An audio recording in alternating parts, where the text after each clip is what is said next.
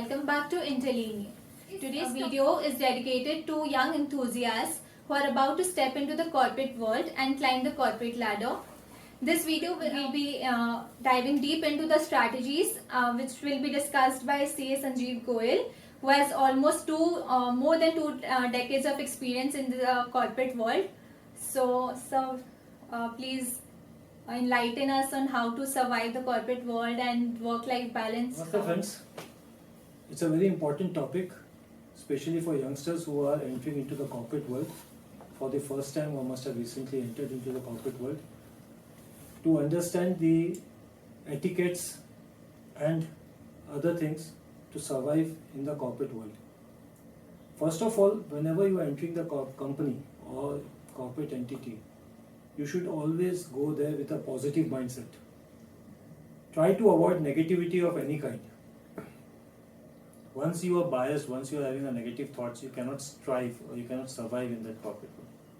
And you will see the person who is giving you all the negative thoughts, they are the person who are long lasting in the corporate world. So the question arises, if the company is so negative, then why these people are there in the corporate world? Because either they are useless or the company is in fact good and they are just creating the negativity. Secondly, being a youngster, being there, try to gain attraction, try to be in the limelight. Obviously for good reasons. Try to be part of the grapevine communication within the corporate, within your company, so that you are updated on the developments in all the departments of the company. Break the silos.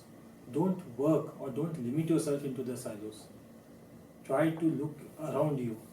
Try to discuss with colleagues who are from different departments, so that you get the overall growth and overall grooming into the company.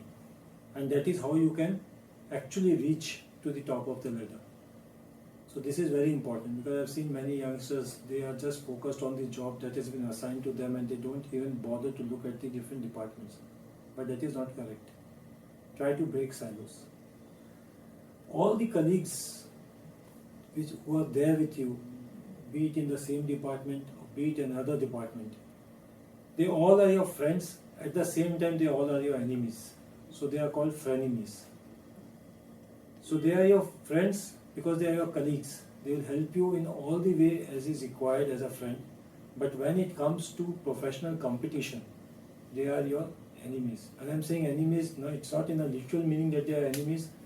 It's like in a sports where you fight against each other, but at the end of the bout or at the end of the game, you are friends. You shake hands and you congratulate each other. So it is something like that only. They are your competition, so to that extent they are your enemies. And when everybody will see, everywhere is written crush your competition. When you say crush your competition, it should be on a positive note. You should crush the competition professionally, competitively. You should prove yourself. So your work should speak more than you. So you don't need to speak about yourself, your work should speak for you. So that is there. Secondly, you should never speak your mind.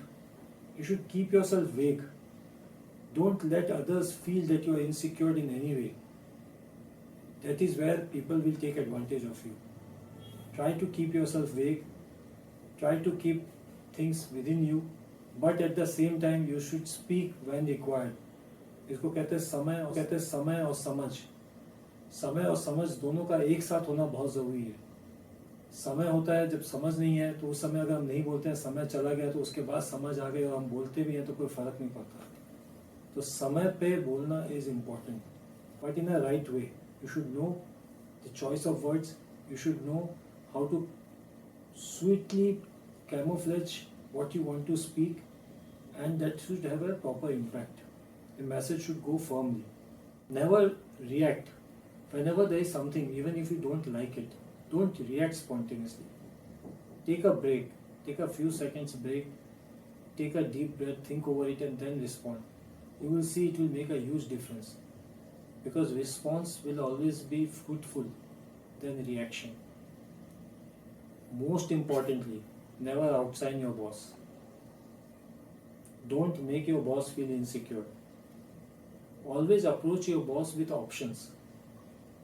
That way he will be happy that he is actually guiding you in selecting the right option. At the same time, he will also be happy, or he will also try to evaluate your inner strength, that you have options. You have actually used your mind and you have come up with options rather than with problems.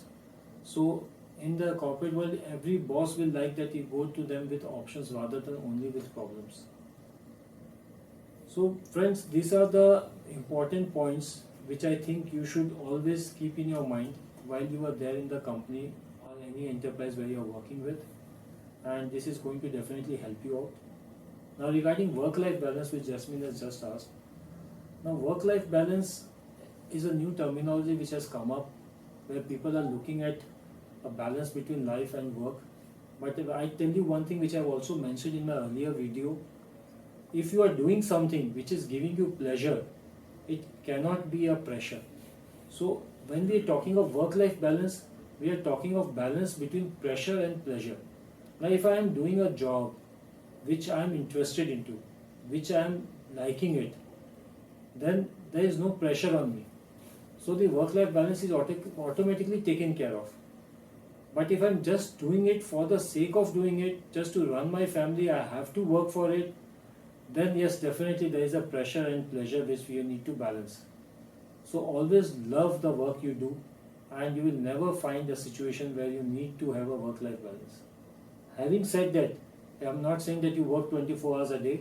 You should always take out some time for sports, for some physical activity, for valuable time, or quality time with your family and friends, because that is also required for the overall development of being a good human being, which should be the ultimate goal of every one of us.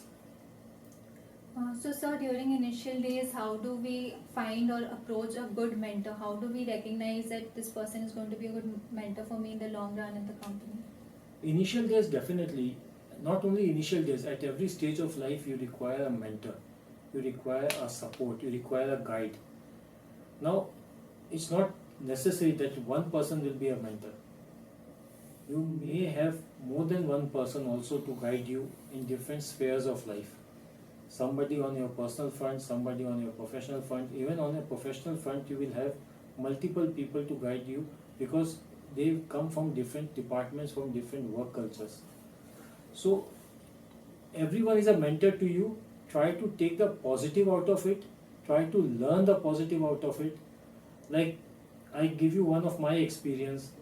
I had a very heated argument with my boss on certain topic, on certain discussion, on certain point, and I just came out of his chamber after the heated argument and went to my table, and I was frustrated. I was really pissed off.